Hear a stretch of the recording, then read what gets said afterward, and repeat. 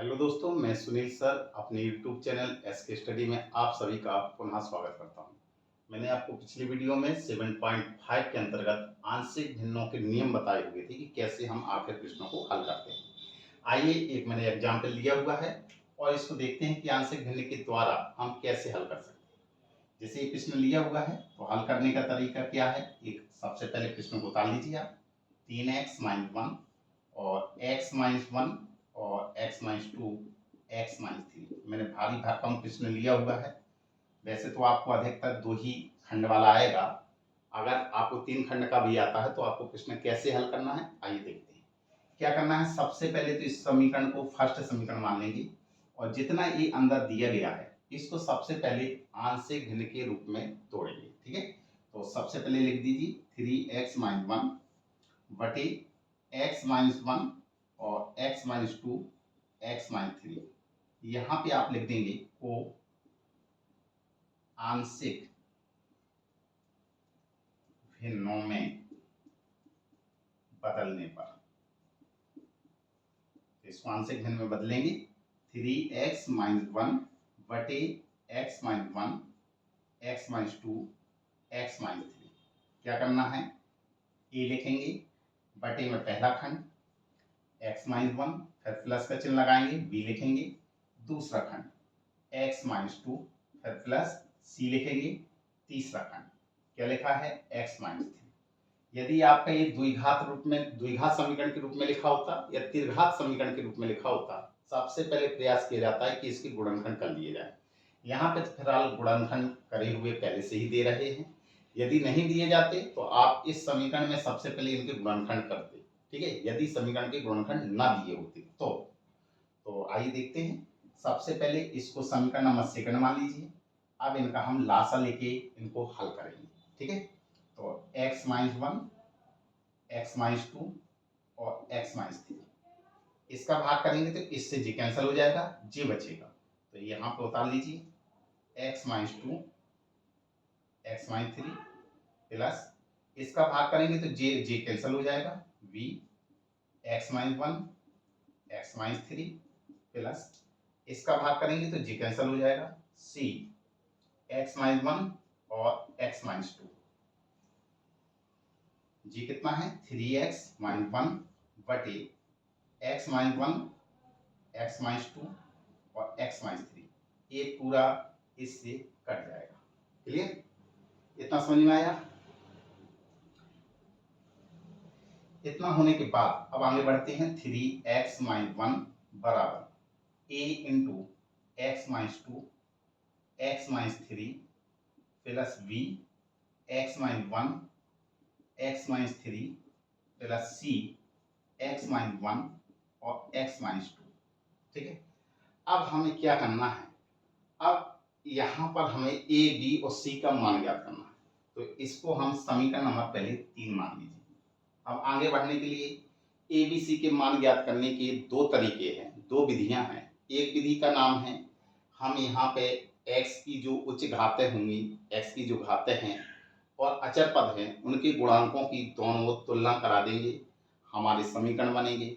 उन समीकरणों को हल करके हम ए बी और सी के मान ज्ञात कर सकते हैं। ठीक है, दूसरी विधि क्या है, दूसरी विधि ये है कि अगर हमें a का मान ज्ञात करना है तो इसके नीचे जो फैक्टर लिखा हुआ है इसको 0 के बराबर रखेंगे और x का मान निकाल के x के स्थान पर मान रख देंगे तो a का मान आ जाएगा।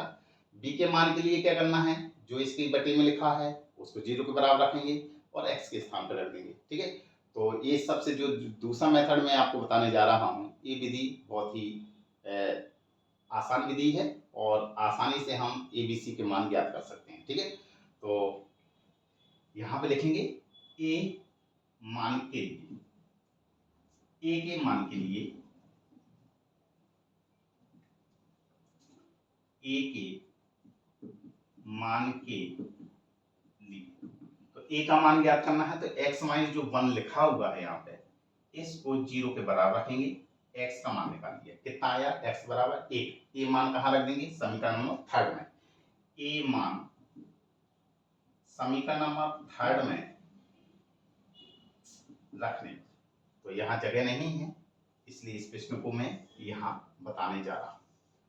ठीक है, तो यहाँ पे x के स्थान पे 1 रखेंगे, कितना होगा 3 इंटू में 1 माइनस 1, दोनों तरफ रखेंगे, इस तरफ भी और इस तरफ भी। तो a बराबर में कितना होगा a इंटू x की जगह 1 मान 1 माइनस 2, x की जगह 1 मान 1 माइनस 3, x की जगह जब 1 मान रखेंगे प्लस में b और 1 माइनस 1। पहला सवाल मैं पूरा हल करके बता रहा हूँ, बाद में आप जल्दी से कैलकुलेशन भी कर सकते हैं, हल करने की जरूरत नहीं होती है। प्लस में c 1 माइनस 1 और ये लिखा है 1 माइनस 2। मैंने क्या कहा है कि कैलकुलेशन हल करने की जरूरत नहीं होती, कब, जब आपके ऐसा आ जाए। तो इसको जैसे मैंने मान रखा हुआ है, तो आप कैलकुलेट करना चाहते हो तो कर सकते हो, और एकदम रखना चाहते हो तो भी आप रख सकते हो। चलिए आगे, 3 का गुणा 1 में करेंगे, 3 एकम 3 माइनस में a इंटू ए कितना होगा माइनस का 1, a माइनस के 2 बचेंगे, ये 1 में से बन गया 0, और 0 का गुणा किसी में किया जाता है पूरा मान 0 हो जाता है।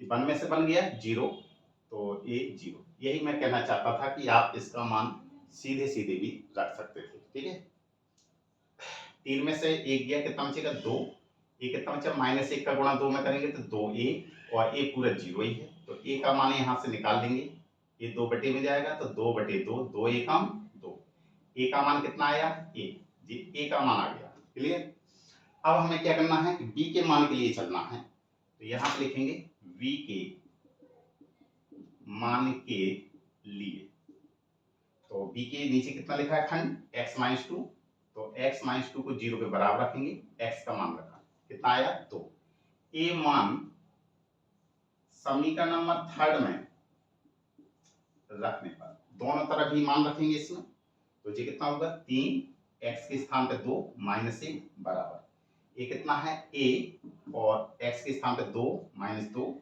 और 2 माइनस 3 प्लस में v 2 माइनस 1 और 2 माइनस 3 प्लस में c 2 माइनस 1 और 2 माइनस 2। ठीक है, 3 दूनी 6 माइनस 1 बराबर में 2 में से 2 गया 0, और 0 किसी में गुणा करेंगे 0 हो जाएगा, 2 में से 1 गया 1 बचेगा, 2 में से माइनस 3 गया माइनस का 1, और माइनस 1 का गुणा प्लस के 1 में करेंगे तो माइनस का निशान आ जाएगा, ये होगा माइनस का b। 2 में से 2 गया 0, 0 को गुणा किसी भी संख्या में करेंगे मान पूरा 0 हो जाएगा। ठीक है, अब यहाँ से b का मान निकालना है, 6 में से 1 गया कितना बचेगा 5, ये बचा आपका माइनस का b, तो b का मान निकालेंगे, माइनस के यहाँ भाग करेंगे माइनस का 5 आ जाएगा। तो आपने a और b के मान निकाल लिए हैं, अब आपको c का मान पुट करना है, तो c के मान के लिए भी यही कंडीशन करना है, x माइनस 3 को 0 के बराबर रखेंगे, इतना पहले बता लीजिए फिर आपको मैं आगे बताता हूँ।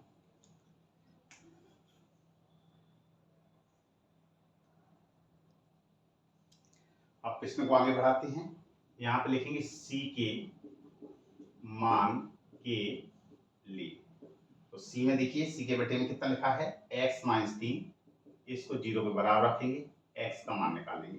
ठीक है, तो a मान समीकरण नंबर 3 में रखने पर यहाँ पुट कर देंगे, तो ये कितना होगा 3 इंटू 3 माइनस 1 बराबर a इंटू 3 माइनस 2, और x की जगह 3 रखना है, 3 माइनस 3 और प्लस में b, x के स्थान पे 3 रखेंगे, 3 माइनस 1 और 3 माइनस 3 प्लस में c कितना है 3 माइनस 1 और 3 माइनस 2।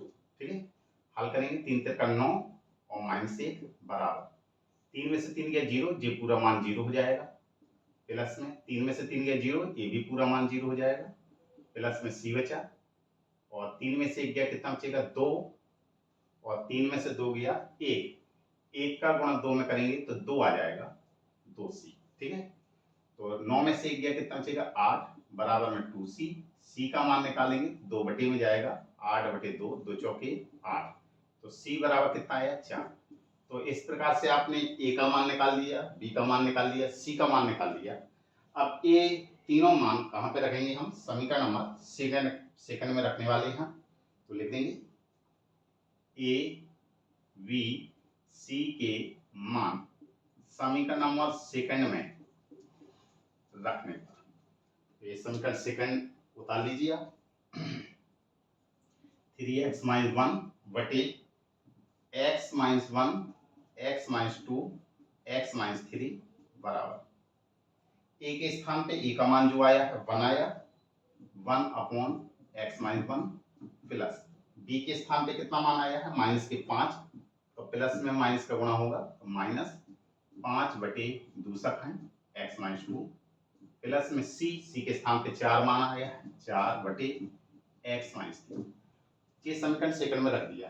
अब सेकंड ए वाला भाग कहाँ दिख रहा है समीकरण नंबर फर्स्ट में, तो अब ए मान समीकरण नंबर फर्स्ट में रखना पड़ेगा, तो लिख देंगे ए मान समीकरण नंबर फर्स्ट में रखने पर, तो आप लोग इतना उतार लीजिए जिससे जगह बन जाए। ठीक है, तो अब मैं ए मान यहाँ पे पुट करूंगा, फिर आगे हल करते हैं कि कैसे हल किया जाता है। ठीक,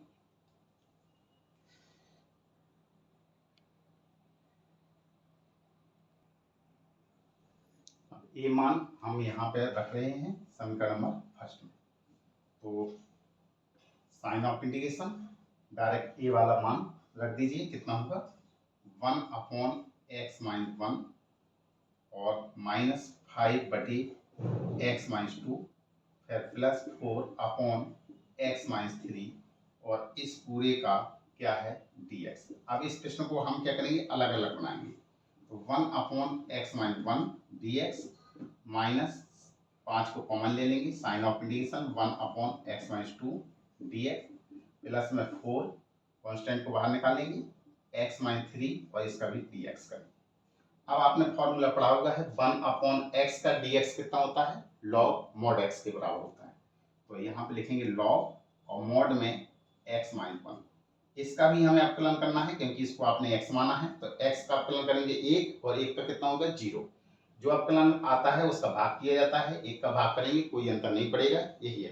ठीक है, इसी प्रकार से इसमें भी करिए x माइनस 1 बटे x, तो इसमें भी आ जाएगा यही log mod x माइनस 2, इसका भी अवकलन करेंगे 1 आएगा, 1 का भाग करेंगे कोई अंतर नहीं पड़ेगा, यही आएगा, प्लस में 4 ये भी आपका है log mod x माइनस 3। ठीक है, प्रश्न हमारा समाप्त होने वाला है, इसलिए कांस्टेंट c जोड़ देंगे।